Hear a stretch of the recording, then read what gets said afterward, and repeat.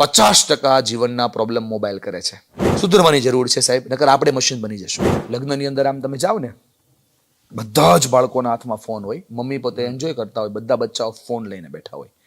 અત્યારે ફોન એવો ઇન્સ્ટ્રુમેન્ટ બન્યો છે કે તમે તમારા બાળકથી તમને છુટકારો મેળવવા માટે એને ફોન આપી દો છો. યસ, તમે તમારો પ્રેમ એને આપશો તો એ પ્રેમથી તમારી સાથે રહેશે, ફોન આપશો તો એ ફોનની સાથે રહેશે. પેલી એક કવિતા બહુ ફેમસ થયેલી, મમ્મી હું મોબાઈલ હોત તો સારું હોત, તું મને ચાર્જ કરતી હોત, તું મને બાજુમાં રાખતી હોત, તું મને રોજ અપડેટ કરતી હોત.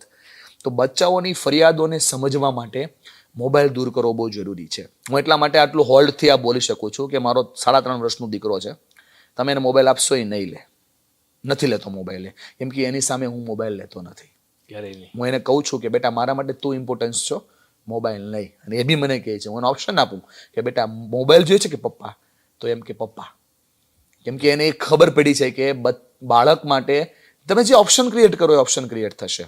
મારા પેરેન્ટિંગમાં તો બહુ લાંબી પ્રોસેસ હોય છે શીખવાની, પણ હું તને ટૂંકમાં શીખવાડી દઉં. આજના સમયના 50% જીવનના પ્રોબ્લેમ મોબાઈલ કરે છે.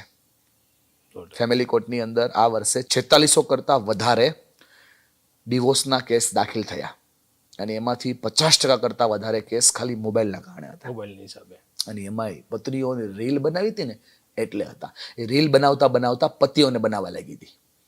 મેઇન પ્રોબ્લેમ આ હતો, એના કારણે પ્રોબ્લેમ હતા. બહુ બધા મેં સર્વે જોયા છે. આપણે સામાન્ય વ્યક્તિ હોઈએ ને તો આપણે 6.5 કલાકનો સ્ક્રીન ટાઈમ યુઝ કરીએ છીએ. એનો મતલબ આપણે 2500 થી લઈને 7200 વાર મોબાઈલને ટચ કરીએ છીએ.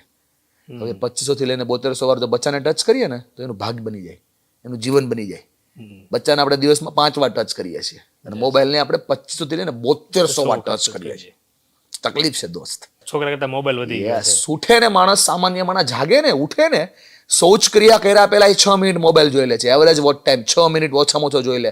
મોબાઈલ થી શરૂઆત થાય, સુવે ત્યાં સુધી. અને એટલા માટે આપણું મન અર્ધજાગ્રત મન સૂતું નથી. એને 1.5 કલાક સુવાનો સમય લાગે, તો મોબાઈલ જોયા પછી 4.5 કલાકે સુવે છે, ત્યાં 5 કલાકે ઉઠવાનો સમય થઈ જાય છે.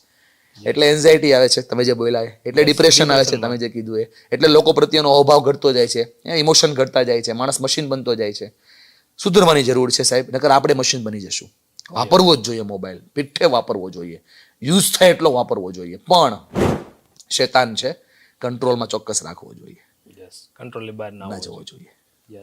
અને અલગ અલગ લોકોને વિચાર આવતા હોય છે. આખા દિવસ દરમિયાન આપણને પણ હજારો વિચાર આવતા હોય છે. તો વિચારની તાકાત શું હોય છે? વિચારથી વિશ્વ બને છે. આજે હું જે પણ છું, તમે જે પણ છો, આ કંપનીના સીઈઓ જે પણ છે, ખાલી ને ખાલી વિચારથી જ છે. વિચાર એ વિશ્વના સર્જનની સૌથી મોટી અનુભૂતિ છે. વિચાર નથી તો કંઈ નથી. સામાન્ય માણસ અસામાન્ય વ્યક્તિ બની શકે ખાલી થોટથી. તમે ગાડી લઈને જઈ રહ્યા છો, ધોમ વરસાદ પડવા લાગ્યો, 2 ચોઈસ છે, ગાડી ચલાવે જાઓ અથવા ગાડી ઊભી રાખી દો. ગાડી ચલાવો તો એ 2 ચોઈસ છે. પલળતા પલળતા એન્જોય કરતા કરતા જાઓ, ફ્રસ્ટ્રેટ થતા જાઓ. હવે ફ્રસ્ટ્રેટ થવું કે એન્જોય કરવું, એ જે બાબત છે ને વિચાર નક્કી કરે છે. આ દુનિયાનું બધું જ જે લાઈવ દેખાઈ રહ્યું છે, બધું થોટ્સ આપ્યું છે, બધું વિચાર આપ્યું છે. અને એટલા માટે આપણી સંસ્કૃતિ બહુ મહાન સંસ્કૃતિ છે. આપણી સંસ્કૃતિનો શ્લોક છે, 10 દિશાઓથી મને સારા વિચારો પ્રાપ્ત થાય. વિચારો શ્રેષ્ઠ હશે તો જીવન ચોક્કસ શ્રેષ્ઠ બનશે. તમને તાકાત હું બતાવું આ વિચારની. સરદાર સાહેબને જેને છેલ્લે જોયા હશે ને, એને 6 ફૂટના જોયા હશે, કેમ કે શપ પર જોયા હશે સુતેલા. અને આ સરદાર સાહેબને આજે આપણે આપણા દીકરા દીકરીઓને લઈને સ્ટેચ્યુ ઓફ યુનિટી લઈ જઈએ દર્શન કરાવવા માટે, આંગળી પકડીને લઈ જતા હોય તો આપણે નહીં, દુનિયાના કોઈ પણ વ્યક્તિને સરદાર સાહેબને આમ જોવા પડે, કેમ કે 182 મીટરના બન્યા. એ વિચારના કારણે બન્યા સાહેબ. જેના વિચારની તાકાત મોટી હોય, માણસ મોટો બને ને બને જ.